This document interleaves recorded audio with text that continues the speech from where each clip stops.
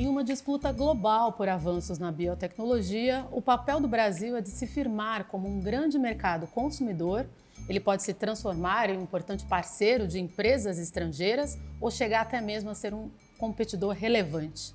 Eu converso sobre o tema com Dimas Covas, a cara do Instituto Butantan durante toda a pandemia. Dimas Covas é hoje cientista-chefe de pesquisa e desenvolvimento e inovação da Sinovac no Brasil, empresa de origem chinesa responsável pela Coronavac, a primeira vacina usada no país contra a Covid-19. Obrigada, professor. Eu vou começar perguntando, falando um pouco de pandemia. O senhor foi por anos o rosto público, da ciência brasileira durante a pandemia à frente do Butantan. Agora está na Sinovac. É uma empresa privada e chinesa que produziu a Coronavac, a primeira vacina adotada pelo Brasil. O que mudou na sua forma de trabalhar? O senhor viu algum conflito nessa mudança? Primeiro, obrigado, Flávia Lima, por ter me convidado. Veja, eu sempre trabalhei no serviço público, sou um empreendedor público, vamos dizer assim, professor, pesquisador. E o ambiente público, pelo menos o ambiente público brasileiro, é muito diferente do ambiente privado, no que diz respeito à ciência, à tecnologia, desenvolvimento. Quer dizer, e principalmente quando nós consideramos China. A China é muito diferente do que a gente habitualmente conhece aqui no chamado mundo ocidental. Em que sentido é diferente? Aqui as coisas são muito fragmentadas. Quer dizer, você faz a pesquisa, geralmente na universidade, pode chegar a um produto, pode chegar a uma patente, aí você passa por uma fase subsequente para achar alguém que queira transformar essa patente num produto, ou seja, é um processo longo. Isso explica por que nós não somos, vamos dizer assim, eu vou usar um termo que pode até parecer meio, meio depreciativo, mas nós não somos eficientes em transformar ciência em produto social, em coisas que sejam úteis para a população, e que são, no nosso caso aqui, produtos biotecnológicos. A China, ela tem uma concepção diferente, quer dizer, ela olha de trás para frente, quer dizer, ela olha da necessidade e vai puxando as fases anteriores, até chegar lá nos programas de pesquisa. Então, quando se fala que hoje a China é uma potência, e é, de fato, talvez a já maior potência em biotecnologia do mundo, é porque isso começou como política de Estado há 30 anos atrás. E nós ainda estamos, patinando nesse terreno. Nós não somos nem como os Estados Unidos, nós não adotamos o modelo americano integralmente, e nós não conseguimos adotar ainda o sistema asiático, porque não é só a China.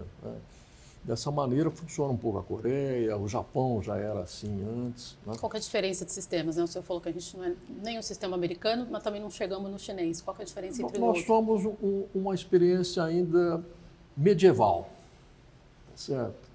Porque a nossa tradição é toda europeia. Quer dizer, as universidades, os centros de pesquisa brasileiros, eles foram importados da Europa e tardiamente. Quer dizer, quando se fala que a primeira universidade no Brasil data de 1934, certo? Quer dizer, a gente esquece um pouco de olhar, que a gente tem um passado enorme de dependência de modelos que não são os modelos mais eficientes no presente momento. E a consequência disso? A consequência disso é que na área de saúde, o Brasil tem um déficit de mais de 20 bilhões de dólares por ano. O Brasil é totalmente dependente de produtos, de insumos, de equipamentos. E isso se associa a um outro movimento perverso, que é a desindustrialização. Quer dizer, o Brasil está numa queda de desindustrialização.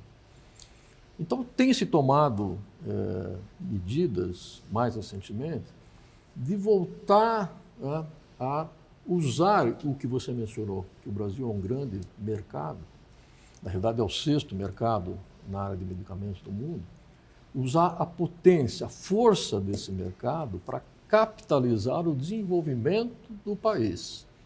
Quer dizer, na área de biotecnologia principalmente. É um movimento muito recente, dentro da chamada Nova Indústria Brasil. Né? Mas isso está acontecendo. Então, veja, a diferença quando você muda de um sistema, como eu disse, né, ainda engessado, pouco eficiente, por um outro sistema, onde a eficiência é máxima, existe, sem dúvida, um choque. Né? Poxa, por que a gente não faz isso? Por que a gente não segue isso? Existe um choque e, ao mesmo tempo, existe um grande desafio. Né? Quer dizer, como você pode fazer com que isso aconteça aqui no Brasil? E é esse o meu desafio atual. Quer dizer, eu, como cientista-chefe da Sinovac, fui convidado recentemente para assumir essa posição, logo que eu me aposentei. Esse é o desafio, tá certo? É andar um pouco na contramão do que está acontecendo aqui. Quer dizer, as multinacionais foram embora, quer dizer, as indústrias foram num processo de unificação, vamos dizer assim, chamada globalização, elas foram concentradas, né? E as indústrias saíram do Brasil, na área de fármacos, de novos fármacos, novos produtos, de biotecnologia. E nós queremos fazer o caminho inverso. A ideia é, de fato, fazer uma produção, um desenvolvimento, estudos clínicos, novos produtos, né? Obviamente, com o apoio de uma empresa muito forte, que é a empresa Sinovac, que é uma das maiores da China. A gente ainda vai falar mais sobre isso, mas antes eu queria voltar um pouquinho ao pós-pandemia, onde havia a expectativa de continuar produzindo a Coronavac, mas isso acabou não ocorrendo por haver imunizantes mais eficazes. Também houve a promessa de uma vacina local, né, se não me engano, enquanto o senhor ainda estava à frente do Butantan, a Butanvac, que também não saiu do papel. Eu queria saber o que aconteceu. Essas foram apostas erradas na avaliação do senhor? Não, veja. Vamos por partes. Você colocou dois assuntos aí que eu vou tratar separadamente. Veja, a Coronavac, ela veio como a primeira vacina do Brasil, num momento em que não existiam vacinas disponíveis. Certo? E veja, esse é um movimento que às vezes as pessoas acham que as coisas assim surgem. Né? Veja, isso começou antes da pandemia. Né? Quer dizer, em 2019 nós visitamos a China como parte de uma missão do governo do Estado. Visitamos vários laboratórios, entre eles a Sinovac. Né? Fizemos acordos de cooperação. Né? E quando começou a pandemia, óbvio, ela começou na China, né? A pergunta que se fazia, né, era: haverá vacina? Haverá formas eficientes de nós lidarmos com essa pandemia? No primeiro momento, não. Todo mundo era muito cético. Né?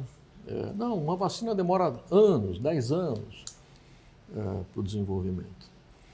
Naquela época eu falei, bom, mas a China está começando a desenvolver as suas vacinas. Isso em janeiro de 2020. Aqui ainda não tinha casos definidos aqui no Brasil.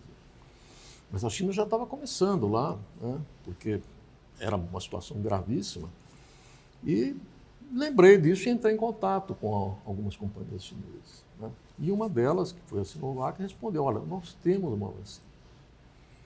Nós temos por quê? Porque há 10 anos atrás teve uma epidemia na China do SARS-CoV-1, quer dizer, um primo do SARS-CoV-2. Nós fizemos uma vacina, a vacina foi usada naquele momento, né? Mas era um surto restrito, né? Que se extinguiu. Então nós pegamos essa vacina para o SARS-CoV-1 e adaptamos para o SARS-CoV-2. A vacina já está em teste, isso de janeiro para fevereiro de 2020. Uhum. Tá? E em março, abril, nós já assinamos o primeiro acordo com a Sinovac. Não existia outra vacina. Uhum. Não se falava em RNA, não se falava em vírus atenuado. Tá certo? Nós assinamos um acordo que foi o sentido: olha, a China. Aqui na China a gente vai usar, mas tem uma estatal que chama CNBG, que vai ser a maior produtora dessa vacina. E a Sinovac foi encarregada de ser o braço externo, né, para essa vacina. Só que nós precisamos de estudo clínico. Tá? Então, em março, abril, nós fizemos um acordo de fazer o estudo clínico aqui. Quer dizer, o maior estudo clínico da Coronavac fora da China foi feito aqui no Brasil, né? E isso abriu perspectiva para a vacina, né, nos outros países. Tá? Veja, a Sinovac ela produziu 3 bilhões de doses da Coronavac. Quando você olha o mapa mundi, né, aonde que essas vacinas, esses 3 bilhões de vacinas foram usadas? Elas foram usadas no hemisfério sul. Sim. Nos países mais pobres, tá certo? Por quê? Porque a vacina era boa, tá certo? Excelente a vacina, e um preço reduzido. Então, isso permitiu o combate à epidemia, inclusive aqui no Brasil, tá certo? Quer dizer, no Brasil surgiu naquela época uma discussão que para mim não fez nenhum sentido, né? Se a eficácia da vacina era 51, 52, 80, tá certo? Quer dizer, eu participava da bancada do Jornal da Cultura e eu falava, gente, estão morrendo 2.000, 3.000 pessoas por dia. Que seja uma vacina ruim, que tenha 30% de eficácia. Você vai estar salvando 30% dessas pessoas. E a Butanvac, professor? O que aconteceu? Butanvac Foi uma aposta errada? Não, a Butanvac foi produzida, quer dizer, foi usada em estudo clínico, tá certo? Mostrou que tinha resposta, tá certo?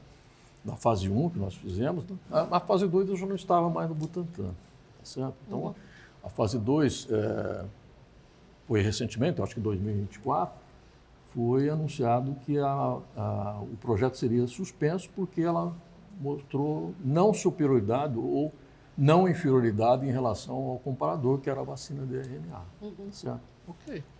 Tá? Mas é uma decisão estratégica do país, da instituição. Porque uma vacina assemelhada a essa foi aprovada na Tailândia, né, em 2024, uma vacina com as mesmas características, né, tem sido usada na Tailândia como dose de reforço, porque agora a pandemia já não existe mais. Sim.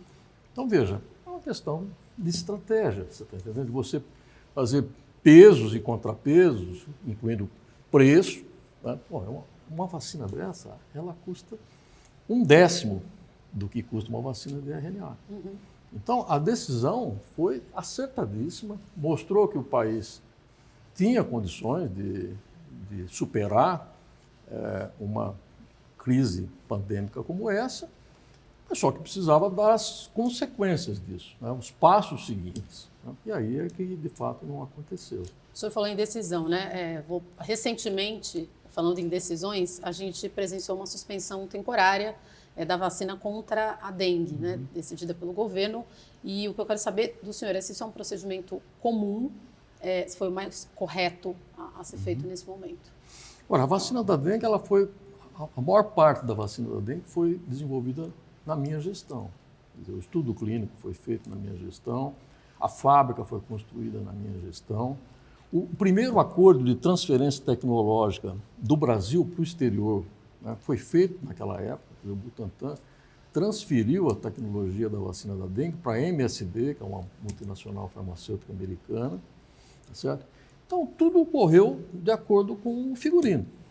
Né? A aprovação aconteceu mais recentemente, eu já não estava mais lá, mas eu sou um dos autores, né, do artigo que demonstrou a eficácia e a segurança da vacina. Bom, isso tudo em condições controladas. Agora a vacina foi para o mundo real. Tá? E apareceram algumas complicações, algumas reações adversas que não foram identificadas durante o estudo clínico. Tá? Isso acontece com frequência? Não, isso não acontece com frequência, mas já aconteceu. Durante a pandemia, lembra-se, a vacina da AstraZeneca, ela foi suspensa, nos Estados Unidos ela foi suspensa em definitivo, né? Exatamente por esse aspecto. Então, a suspensão temporária, ela foi correta, certo? No sentido de avaliar exatamente o que está acontecendo. Quer dizer, houve óbitos, isso é gravíssimo, então precisa estudar esses casos, tá certo? Saber quais as condições em que eles entraram para ser vacinados, se eles tinham doenças prévias, se eles não tinham, qual a cepa que eles adquiriram, porque parece que sim, que houve um quadro de doença sistêmica grave. Enfim, eu não tenho essas informações ainda, né? Mas eu digo assim, é um procedimento possível.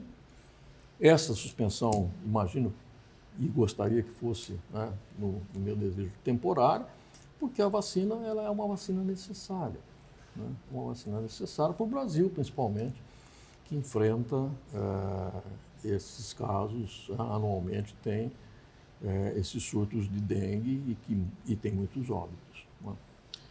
Bom, professor, eu queria falar um pouco agora sobre a Sinovac. O senhor falou aí, se eu bem entendi, que a indústria brasileira, né, de biotecnologia, ela está aí meio que na era medieval.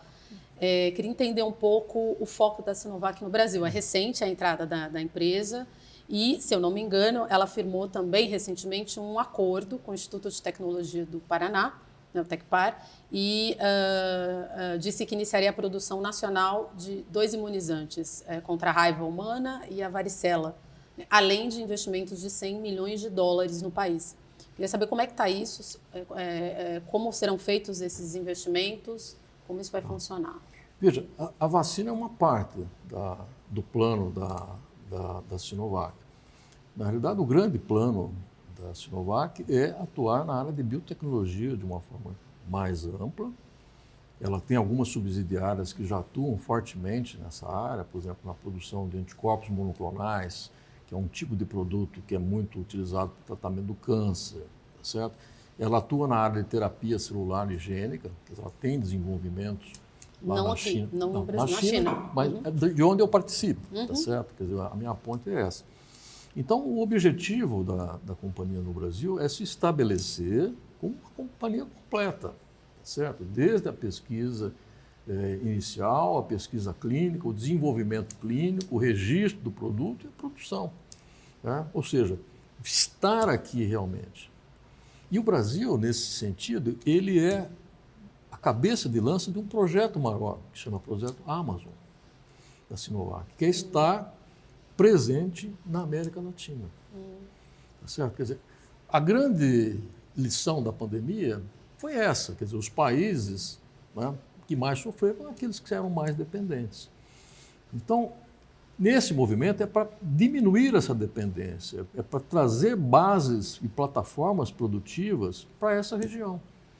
Tá? Então, isso tem apoio da PAHO, né, da Organização Pan-Americana de Saúde, tem o apoio dos governos, né? A Sinovac já tem alguns acordos, por exemplo, tem um acordo com a Colômbia, onde lá já está também se iniciando a construção de uma grande fábrica de vacinas, tem acordo preliminar com o Chile, tem com a Argentina. O Brasil, naturalmente, pela sua dimensão, deve liderar esse processo. Há quanto tempo vocês estão aqui, professor? Oficialmente, estamos há pouco mais de um ano, tá certo? Temos alguns funcionários já Quantos contratados. funcionários, por enquanto? Nesse momento são 6 diretamente contratados, mas tem alguns outros que prestam serviço. Qual que é a expectativa?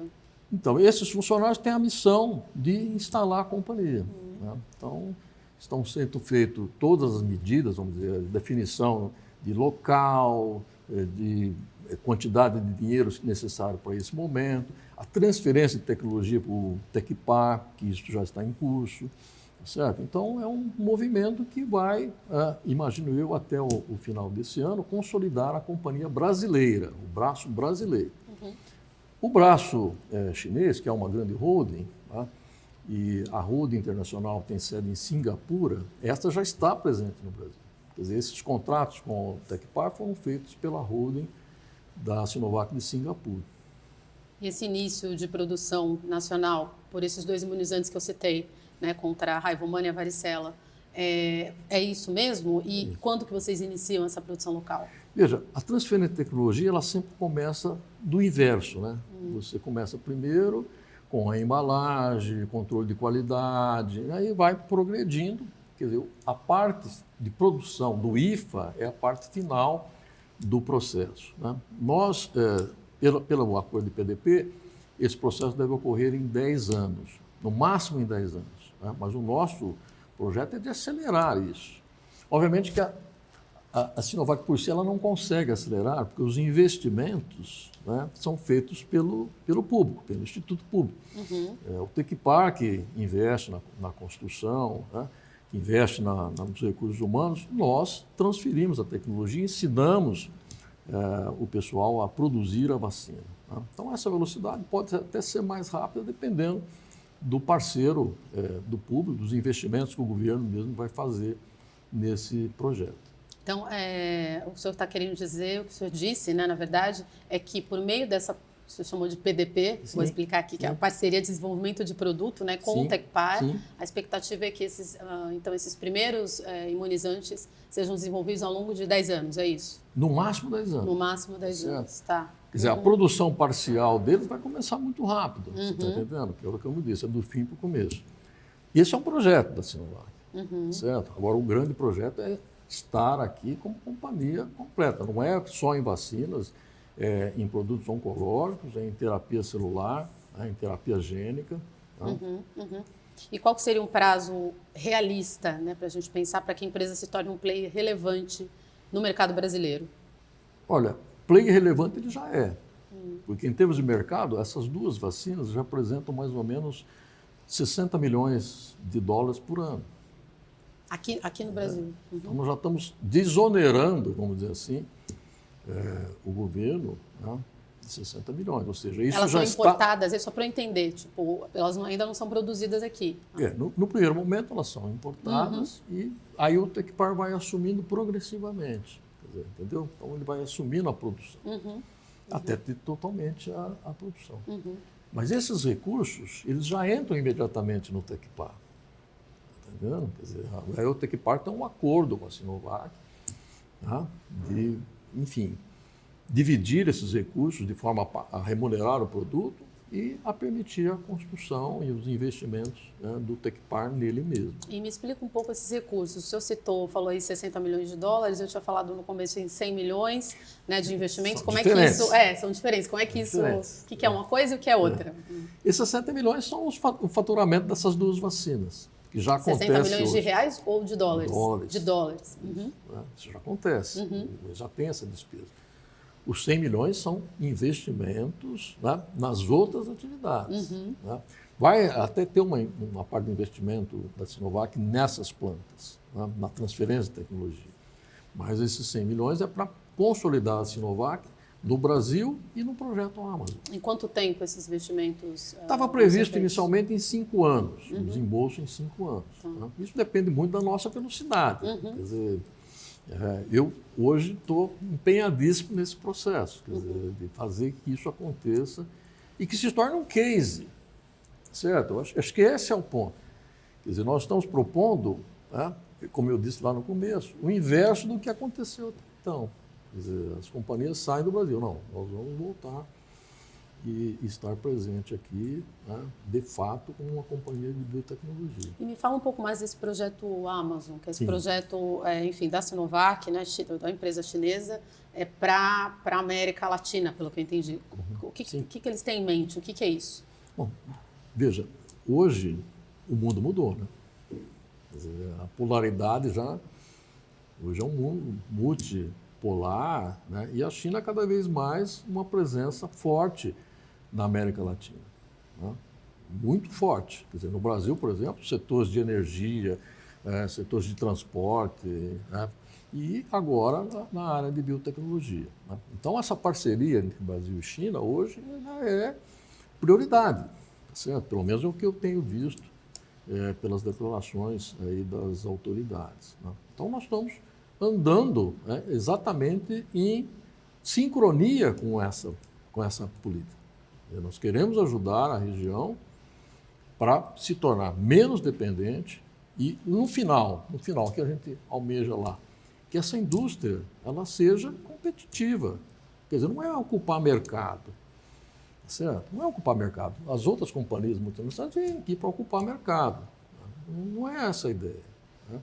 A ideia é ocupar o mercado? Sim, mas é ter a base produtiva, ter a base de desenvolvimento aqui, ter os estudos clínicos aqui. Ou seja, de fato, ser uma companhia brasileira com mais uma subsidiária de uma grande companhia chinesa. E com relação à planta, professor, vocês pretendem criar uma estrutura permanente de pesquisa, desenvolvimento e produção aqui no Brasil?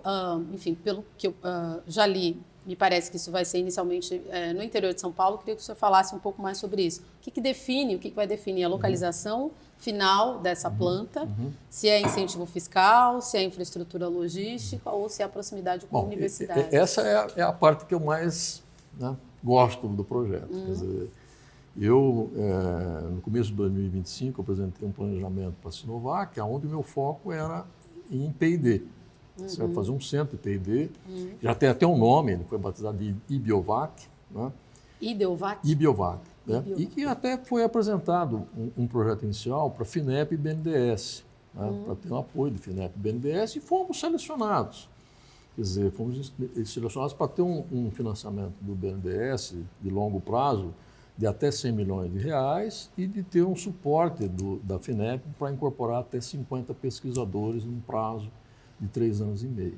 Né? Então, esse projeto está no início, vamos dizer assim, essas negociações ainda não aconteceram de forma definitiva, e a ideia é estar próximos aos centros de pesquisa, porque como é de desenvolvimento, né, e nós temos dois projetos dentro desse IBioVac, um é o desenvolvimento de vacinas de RNA mensageiro, né, e o outro é o desenvolvimento de terapias baseada nessa tecnologia CAR-T, né, que eu também desenvolvi lá atrás, mas agora numa versão, vamos chamar de 2.0, que é o chamado CAR-T in vivo. Né? Então, esses dois projetos estão aí no papel já, né, com essas parcerias, em princípio, possíveis, mas ainda não finalizadas, e a ideia é estar próximo dos centros de pesquisa. Né? Foi mencionado estar próximo de Ribeirão, porque lá é um grande centro, um grande polo de desenvolvimento de biotecnologia. Ribeirão Preto, no interior de São Paulo. No interior de São Paulo. Mas não está definido. Tem também estudos em Campinas, que também é outro setor de grande desenvolvimento. Então, precisa estar próximo dos centros de desenvolvimento para poder fazer a intersecção. Né? Precisa usar a capacidade de pesquisa do brasileiro, que é muito grande, né? E integrar isso com uma fase produtiva. Voltando a falar da vacina, uma delas, né, que é a antirrábica humana, como o senhor falou, ela é totalmente importada hoje, né? Quanto tempo levaria, na prática, para a Sinovac substituir esse produto no SUS, né, com produção nacional? Veja, você pegou um exemplo interessante. O Brasil já produziu vacina contra a raiva anteriormente. O Butantan era um grande produtor. E o que aconteceu? E o que aconteceu? Por que foi descontinuado? Num determinado momento da década de 2010, 2012, né, houve uma reforma sanitária no Brasil. Quer dizer, a criação da Anvisa, então, houve uma reforma sanitária. E veja, às vezes a gente fica pensando, olhando para trás, falando, mas será que nós somos tão ineficientes a esse ponto? Essa reforma sanitária colocou, né, subjúdice todos os institutos públicos até aquele momento. Então, o Butantan foi atingido, a FUNED foi atingida, a Fiocruz foi atingida, tá certo? Quer dizer, não houve uma disposição de recuperar as estruturas que existiam. Simplesmente foram interditadas, tá certo? Deixou de ser um produtor de vacina da raiva, tá certo? Hoje, o Butantan tem uma parceria com uma empresa chamada Sanofi, né, e que fornecem vacinas para o Ministério. E outras vezes o Ministério abre chamadas, né, licitações para obter essa vacina. Tá? O Instituto do Paraná, o Tecpar, ele produz a vacina raiva animal. Essa que se usa todo ano para vacinações dos cães e gatos. É produzida lá no Tecpar. Se produz em torno de 20 milhões de doses. É o suficiente para abastecer o Brasil. Então, eles já têm uma experiência prévia com o vírus da raiva. E agora vamos passar a produção da raiva humana. A Sinovac tem uma empresa exclusiva para a produção da vacina da raiva. Né? Só faz isso. Né? Então, a tecnologia é que está sendo trazida, né, para fazer lá no Paraná essa produção. E falando em tecnologia, professor, não há o risco da Sinovac chegar ao Brasil com tecnologia defasada, né? Por que eu faço essa provocação, essa pergunta? A Coronavac foi uma vacina de vírus inativado, né? Ou seja, uma tecnologia do século XX, e a corrida agora é por mRNA e vacinas de DNA, né? Aí a minha provocação, quer dizer, a Sinovac corre esse risco? Veja, só tem uma vacina até hoje, na realidade 2 vacinas até hoje que usam RNA. Todas as outras ou são inativadas ou são atenuadas. Uhum. Né? Nós mencionamos a vacina da dengue, é uma vacina atenuada. Uhum. A varicela é uma vacina atenuada. Né? Então, a tecnologia, embora seja de mais de 40 anos, 50 anos, ainda é a tecnologia que domina as vacinas. Então, nós estamos observando uma mudança de base tecnológica. Quer dizer, se fala em RNA a partir de 2022, né? Porque até então era uma incógnita. E hoje o RNA não é só mais para vacinas, né? Ele está expandindo para outras áreas. Né? A oncologia, por exemplo, hoje é provavelmente a área que mais vai se beneficiar dessa tecnologia. Né? Então nós queremos atuar nessa área. Né? Quer dizer, e veja, isso é fundamental para a sobrevivência da companhia. Né? Se a companhia não olha para o futuro, ela desaparece. Né? O senhor falou do esforço, né, de atuar na área de tecnologia que usa RNA, né, para vacinas. Qual que é a distância real entre esse esforço e uma vacina de RNA brasileira chegando ao mercado? Veja, a tecnologia da RNA é muito mais simples do que essas tradicionais. Quer dizer, não só de geração dos protótipos vacinais, como a produção. Ela é muito mais barata. Por que se paga caro hoje? Porque as companhias que dominam são 3 ou 4 companhias no mundo. Então, essa técnica de RNA precisa ser, de fato, ampliada. Né? Os países precisam começar a ter acesso a isso. O Brasil tem feito alguns esforços. Né? Tem o Centro Nacional de Vacinas em Minas Gerais, tem a Fiocruz, tem o próprio Butantan tem uma iniciativa nesse sentido. Ou seja, é a próxima geração de vacinas. Uhum. Não só de vacinas, de outros produtos. Então, o Brasil precisa investir, precisa suportar essa tecnologia para não perder, mais uma vez, a próxima onda tecnológica. Uhum. E aqui tem um parênteses. Quer dizer, nós estamos no meio de uma revolução tecnológica. Uma grande revolução, talvez a maior até hoje, que é a chegada da inteligência artificial. Né? E a inteligência artificial muda radicalmente esses processos. Quer dizer, ela permite que você gere esses produtos, gere os protótipos dessas vacinas numa velocidade inimaginável. Né?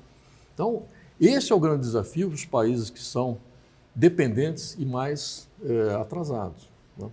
A China está lá na frente, já ultrapassou os Estados Unidos nesse sentido. Agora nós temos que entrar nessa onda, senão nós vamos ficar para trás também. Falando agora um pouquinho sobre geopolítica e soberania sanitária, o senhor já disse em outras entrevistas que a economia mundial hoje é uma economia de disputa tecnológica. Numa disputa entre China e Estados Unidos, aí retomando aqui a abertura, né, da nossa entrevista, então, numa disputa entre China e Estados Unidos por hegemonia, né, em biotecnologia, qual seria o papel do Brasil? Veja, eu vou repetir o seu argumento. Eu digo o seguinte, que hoje é uma competição por inteligência social, inteligência do país. Quer dizer, os países que mais aproveitam essa inteligência são os países que estão na frente. Então, a China hoje, indiscutavelmente, é a que está na frente. Né? Como? Você está entendendo? Por quê? Porque lá foi planejado isso há muitos anos atrás. Né? Então, é o fruto de um planejamento, um grande planejamento.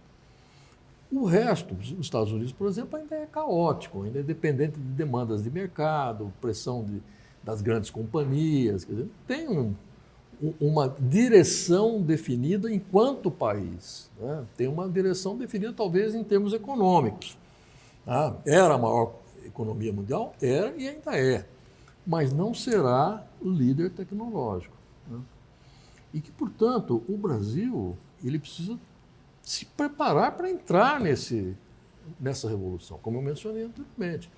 Ele precisa se preparar para entender que a inteligência artificial veio para ficar, vai mudar a forma de você administrar, o governo vai mudar a forma do governo fornecer os seus serviços, vai mudar, já mudou, né, a forma como o cidadão interage com os recursos sociais, enfim, vai mudar tudo. Né?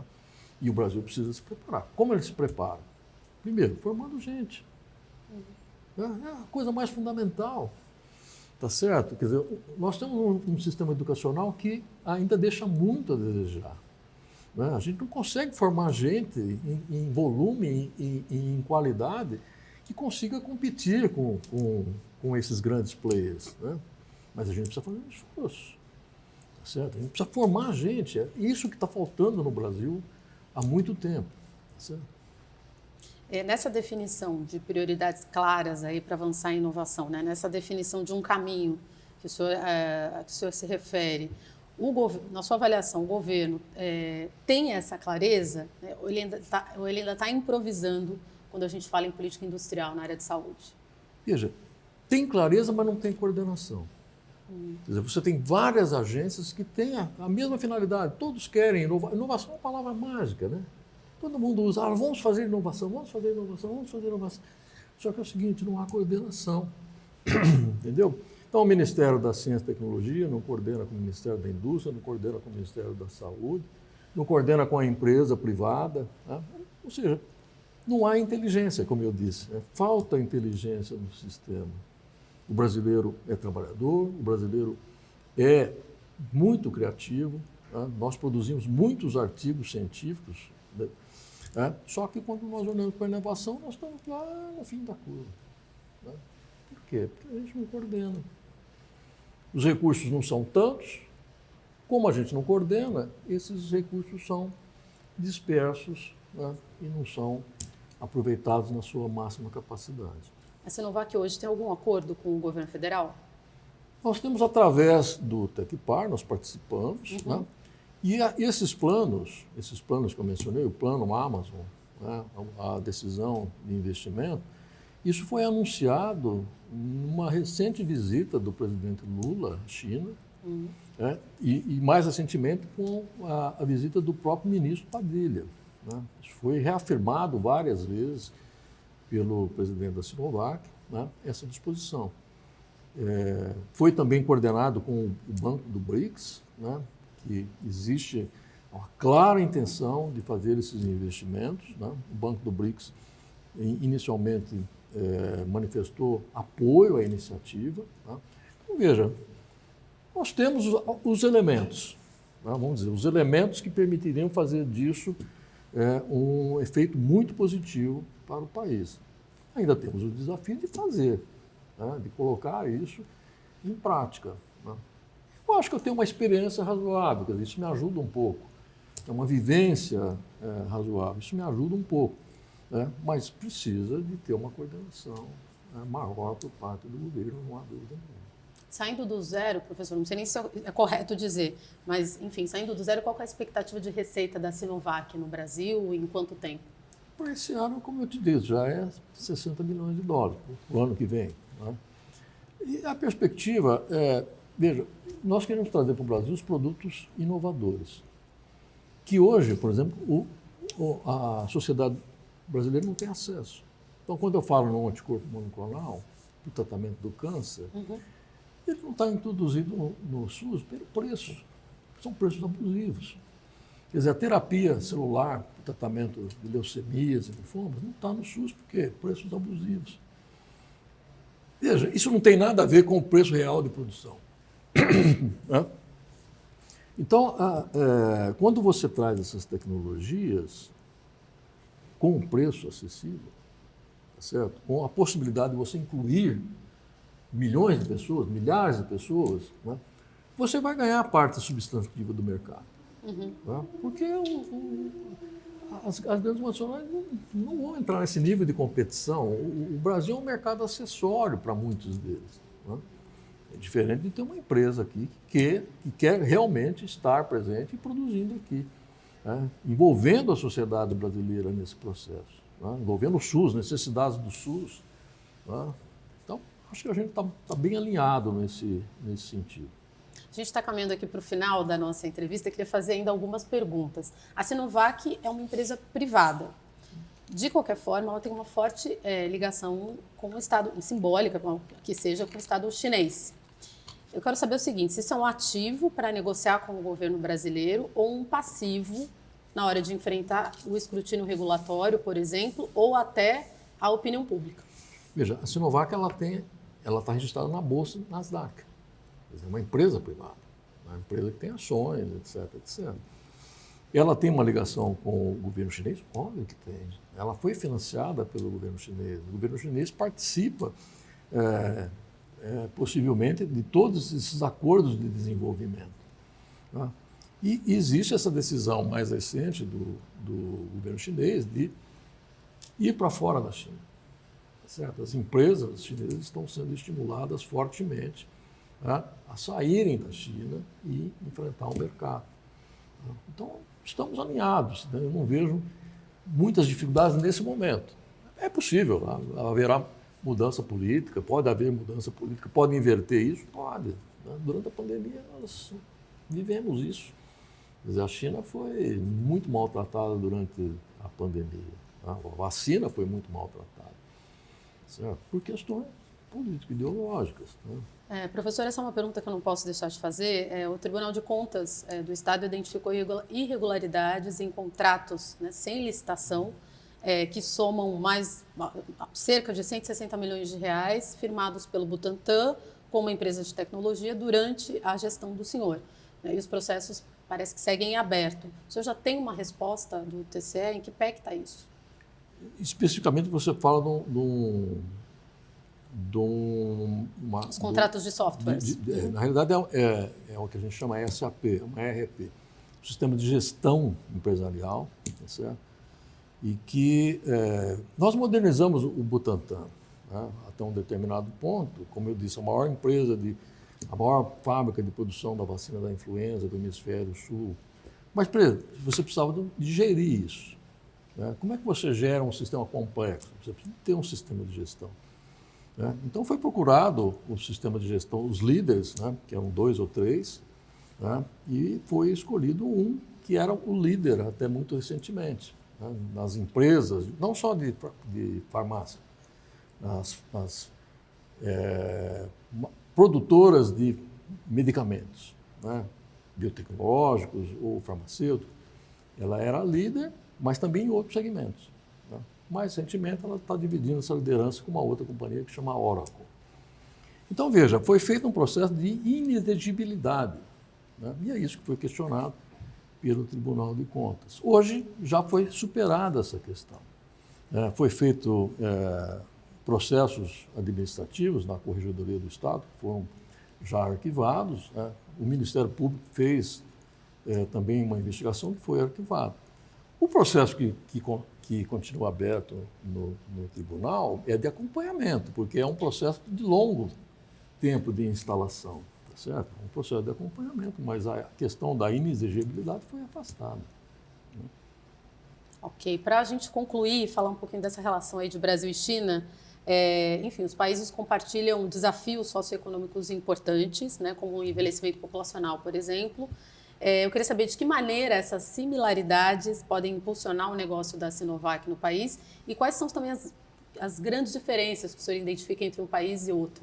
São muito parecidos do ponto de vista de saúde pública, tá certo? Quer dizer, a China tem um sistema universal de cobertura, é diferente do SUS, porque lá há contribuição efetiva das empresas, né? Mas ele é universal. E os desafios são os mesmos, as doenças que são desafios lá, são desafios aqui, tá certo? Com algumas exceções. Né? Ou seja, os esforços que são feitos lá para resolver os problemas da China são muito semelhantes do que nós precisamos fazer aqui. Então, por exemplo, o acesso ao sistema de saúde. Tá? Nós temos um grande problema de acesso. Né? Quer dizer, nas cidades menores do interior, nós temos dificuldade de acesso. Acesso aos tratamentos, né, mais complexos, nós temos dificuldade de acesso. Eles têm lá também. Eles estão vencendo e nós podemos aprender. Então, por exemplo, essa questão dos hospitais inteligentes, a China está muito à frente. Quer dizer, medicina à distância está muito à frente. Imagina, 1 bilhão e 400 milhões de pessoas esparramadas num território gigante. É o mesmo problema que nós temos aqui. É como levar a medicina lá para o Amazonas, como levar lá para o outro lado do país. São os mesmos desafios. Tá? Dá uma oportunidade que nós temos de aprender. Mudar um pouco o foco, deixar de ser mais eurocêntrico, ou dar mais importância às experiências ocidentais e olhar um pouco para as experiências asiáticas. A China tem 5.000 anos de civilização, certo? Não é a primeira vez que ela está no topo como líder do mundo. Ela já teve isso no passado, né? Precisamos aprender, precisamos ser mais plurais. Professor, muito obrigada pela entrevista. É um prazer tê-lo aqui com a gente. Olha, o prazer é meu. É um bom papo, né? Obrigada. Eu agradeço.